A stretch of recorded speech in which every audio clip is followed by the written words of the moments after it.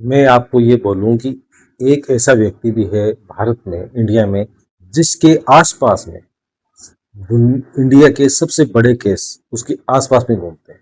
जी हाँ दोस्तों, मैं बात कर रहा हूँ उज्जवल निगम की। उज्जवल निगम भारत के एक वरिष्ठ एडवोकेट है, जो कि जिनके आसपास में घूमते हैं। केस में आपको बता देता हूँ, आप नोट कीजिएगा।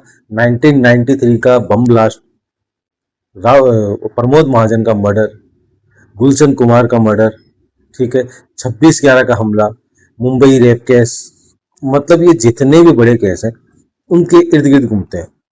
दोस्तों, उज्जवल निगम के ऊपर एक बायोपिक बन रही है, एक्चुअल में एड्रेस करके बन रही है 26/11 के हमले पे, कसाब पे। वो एड्रेस करके बन रही है। उसका अभी एक ट्रेलर आया था राजकुमार राव को लेके, और राजकुमार राव की उसमें एक्टिंग, उसमें उनका लुक बहुत ही जबरदस्त है। ट्रेलर का नाम है प्रहार, जो कि दिनेश विजान जिसको प्रोड्यूस कर रहे हैं। दिनेश विजान के बारे में आपको नहीं पता, मैं बता देता हूँ। सबसे मतलब लास्ट ईयर और सेकंड लास्ट ईयर, मतलब 2-3 साल में कंटिन्यू उन्होंने वो ही मूवी प्रोड्यूस की है जो कि super duper hit blockbuster movie रही है।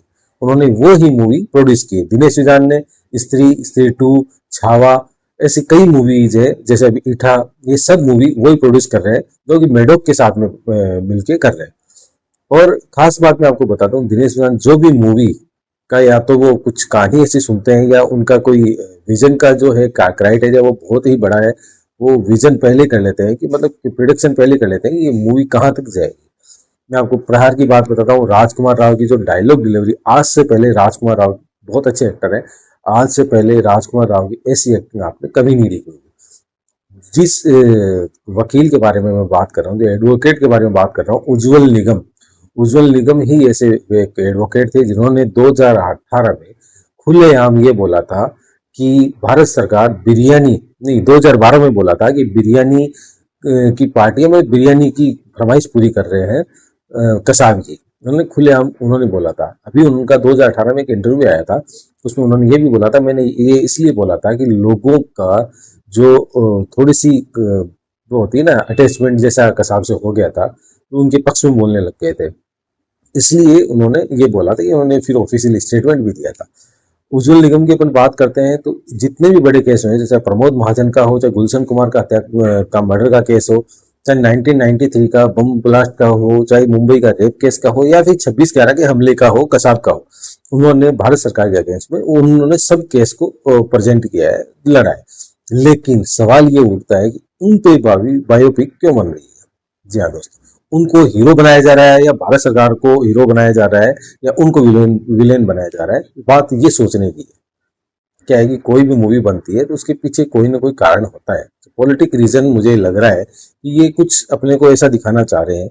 मैं गलत भी हो सकता हूँ, मैं गलत भी हो सकता हूँ, लेकिन मुझे जहां तक लगा है कि इसमें दो बार अपन देखते हैं, तो एक बार गवर्नमेंट के पक्ष में, एक बार गवर्नमेंट के विपक्ष में बोलते हैं। राजकुमार राव जो डायलॉग डिलीवरी जो भी उनकी होती है, उनकी बात कर रहा हूँ।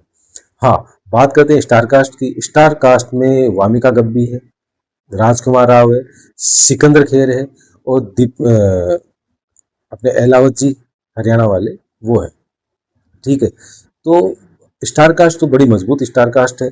और स्टोरी लाइन भी मैंने उज्जवल निगम के बारे में अभी रिसर्च की थी, तो कहानी तो बहुत जबरदस्त है। लेकिन फिर वही बात है, एक ही एक मिनट चैप्टर पे, एक ही एक बात पे कितनी मूवी बनाएगी। ऑलरेडी इस पे 7-8 वेब सीरीज बनी हुई है, 5-7 मूवी बनी हुई है, लेकिन कंटिन्यूसली आप कितनी की बनाओगे। साउथ की अपन बात करते हैं, साउथ में भी 3-4 मूवी और एक सीरीज बनी हुई है इस पे, और बॉलीवुड में भी बनी हुई है, लेकिन एक एक सब्जेक्ट पे कितना बनाओगे, कितना उसे निचोड़ोगे।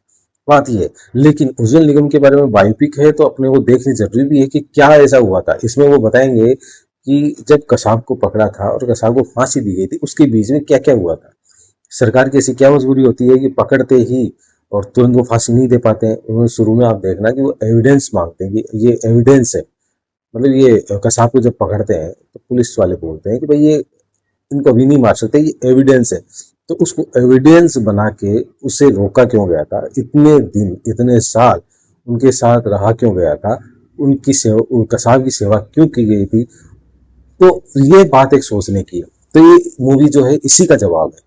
प्रहार मूवी जिसकी मैं बात कर रहा हूँ, अभी ट्रेलर जो आया है, मूवी भी आने वाली है, डेट मैं आपको मेंशन कर रहा हूँ, अब डेट देखना।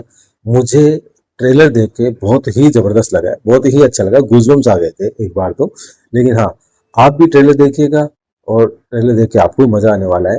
और दोस्तों, प्लीज थोड़ा सा सपोर्ट कीजिए, सब्सक्राइब कीजिए, लाइक कीजिए, कमेंट कीजिए, और बहुत बहुत धन्यवाद, आप यहाँ तक बने रहे, बहुत बहुत धन्यवाद।